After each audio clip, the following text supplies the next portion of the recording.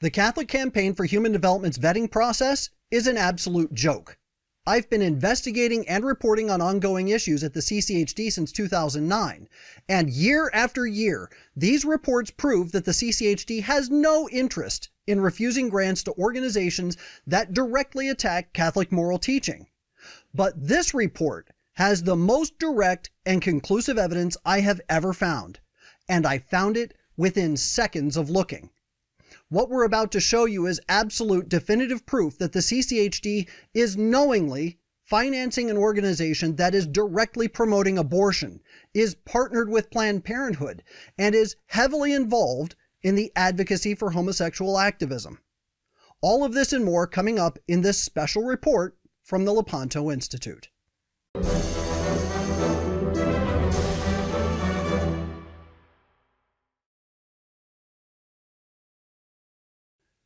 The Workers' Dignity Project has been a favorite of the CCHD's for just about a decade.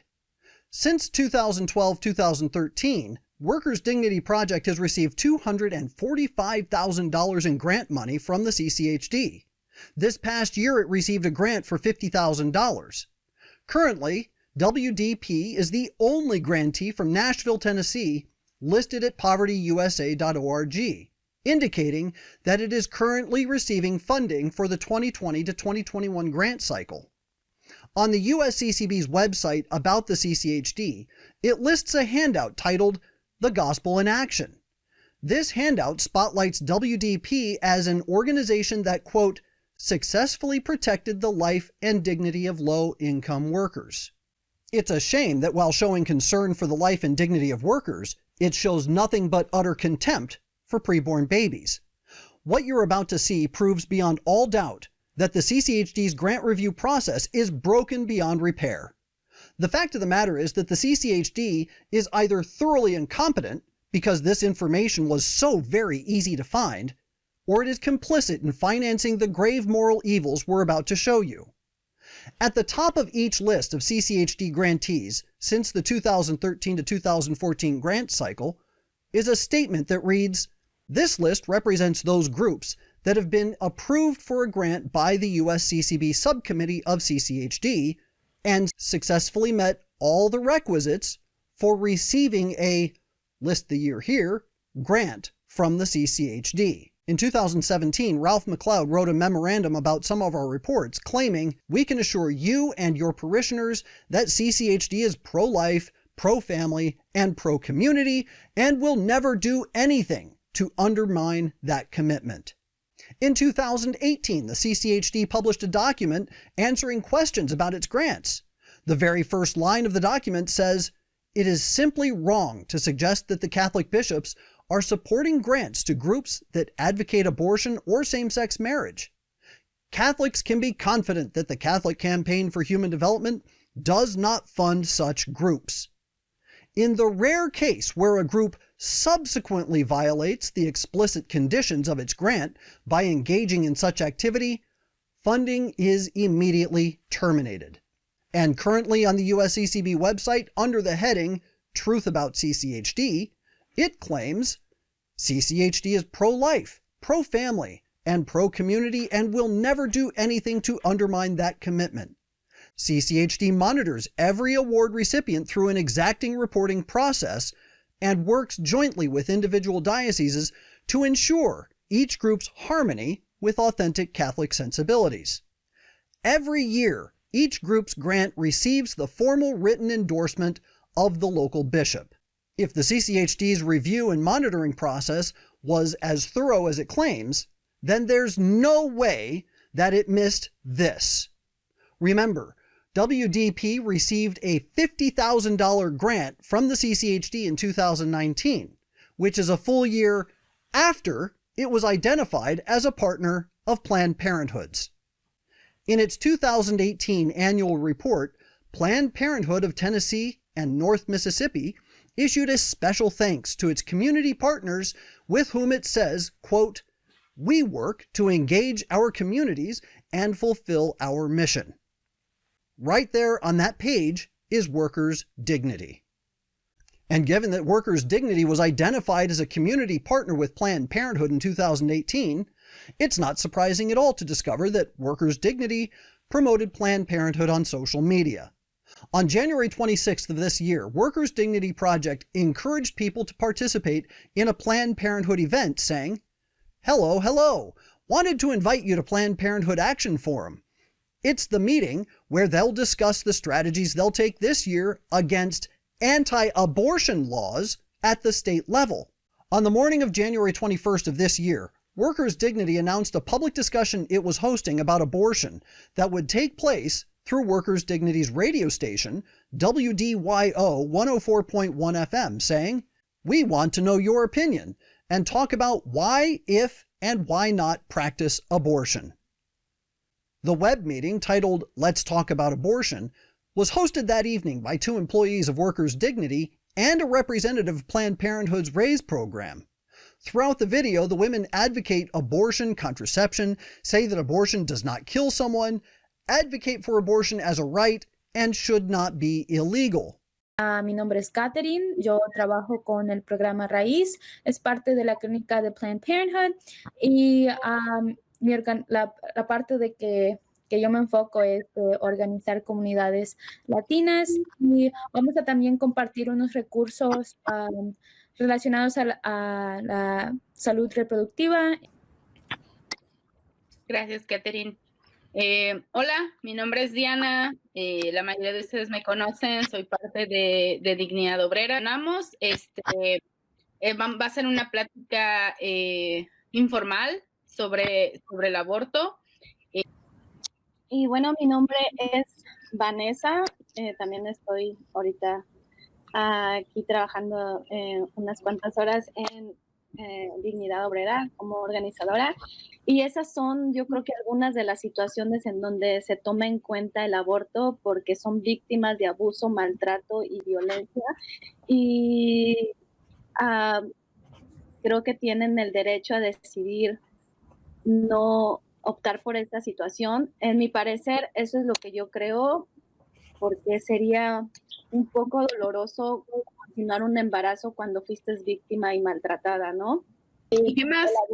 El aborto sucede, no importa quién esté no de acuerdo o acuerdo de. Exactamente. ¿Y qué más que sea algo legal y seguro? Porque por eso hemos perdido muchas mujeres. Muchas mujeres han muerto en manos de personas que practican el aborto sin medidas de seguridad, sin nada para proteger la vida de la mujer.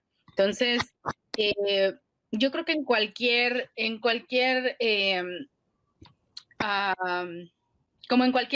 circunstancia de aborto, porque cada quien decide cuándo es el momento, cada mujer o ser humano que decida tomar una decisión sobre su cuerpo, pero sobre todo una mujer sobre su cuerpo, ella decide por qué lo está. Si decides no tener o tomar la decisión de un aborto, pues bueno, no estás matando a nadie. Entonces, creo que eso es más parte de entender. Es muy importante hablar de la sexualidad y de maneras de cuidarse y de usar preservativos y de aconsejar a sus hijas y a sus hijos igual. Pero también entender que hay veces las cosas pasan y si queremos ver un mundo donde las personas pueden decidir qué pasa con su cuerpo, el aborto necesita ser un derecho para cada persona. In the comments section of the video, the radio station justified abortion, saying, "I know babies aren't at fault, but I also know that many women are raped, and for them, they are traumatic events that hurt." It also linked directly to a Planned Parenthood video. Back in August, the co-director for Workers' Dignity, Cecilia Prado, interviewed Laurie Bertram Roberts, a major pro-abortion advocate in Mississippi. Announcing the interview on Instagram, Prado said, "I will be interviewing one of my favorite humans, Laurie Bertram Roberts. Laurie is a full-spectrum doula and reproductive justice warrior. She was just named executive director of At Yellow Fund and co-founded At MRFF Funds Abortion, reproductive justice is about way more than contraception and abortion. A similar message was posted on Workers' Dignity Facebook page stating that reproductive justice is defined as a human right to maintain personal bodily autonomy, have children, not have children, and parent the children we have in safe and sustainable communities. During the interview, Prado and Roberts giggled as they discussed the importance of comprehensive sex education, contraception, and access to abortion. Through these brief clips, pay particular attention to how they laugh about Catholic women murdering their babies. Hi, my name is Cecilia. I am co-director at Workers' Dignity, and right now I'm very excited to introduce y'all to a very good friend and reproductive justice warrior, Laurie, Burton, and Roberts, in this episode of WDYO, which many people don't know that is actually our radio and media station at Workers' Dignity. Hi, Laurie. How are you? Hi, my name is Laurie Bertram Roberts. I'm a reproductive justice activist, mom, doula, writer, speaker, aspiring midwife. I do a lot of things on any given day. That's it? But yeah, I mean, like I'm the co-founder and outgoing executive director of the Mississippi Reproductive Freedom Fund. We're the only broad-based reproductive justice organization in Mississippi that provides abortion funding. And I like love to like everything that you've done like with the Mississippi Reproductive Freedom Fund. Like I've never seen something like that before. Like honestly, like I like Planned Parenthood. Like it's been there for me when I, had to get an abortion myself. I was in an abusive relationship, and it was just definitely I just knew that I couldn't have a child in those circumstances, right? So, Planned Parenthood was there for me, and I had a good experience. But I had never been introduced, like once I got to Mississippi, and I just saw like what the Mississippi Reproductive Freedom Fund were doing, and like, it's all about like from how you like to have sex, like you deserve to have sex the way you want it, till like you should be able to afford school supplies if you are a father, like or are a parent. You should be able to do all these things. And I just like, to me, like, I was like, oh my God, this makes so much sense. But I just never had any other kind of comparison before. So definitely for that, I appreciate y'all. Thank you. You should be able to have an abortion that is comfortable. Like, you should be surprised how many people who are like so-called progressives who find it scandalous that like, in an interview, I was quoted as saying that I took somebody out to Red Lobster after their abortion. She was hungry. Red Lobster was on the way. I don't see the problem. What the woman had to drive 3 hours home to get home. I mean, if she wanted... Are you trying to tell me I can only feed people Long John Silver's? I don't understand the problem with getting the woman some Cheddar Bay biscuits after she went through an 18-week abortion. I mean, it was just such a bizarre thing for me to get letters. And I really did get emails from people being like, I just think that it's distasteful for you to put that in an article. Like, it's making it seem like you're celebrating an abortion. And I'm like, I'm celebrating that she got what she needed. Yeah. And that's what you want to do. Right? Because, there's a false narrative that, like, Latinx women don't have abortions. Very false.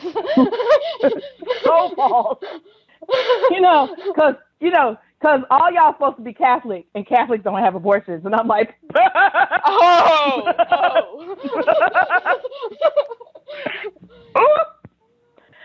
no. So I wrote on Facebook a couple of weeks ago that, like, I would like to be out of the abortion funding business before I die. Yeah. Because the government is now in the business of fully funding healthcare, including abortion. Like, that's one piece of my work I would like to just put into, the annals of history.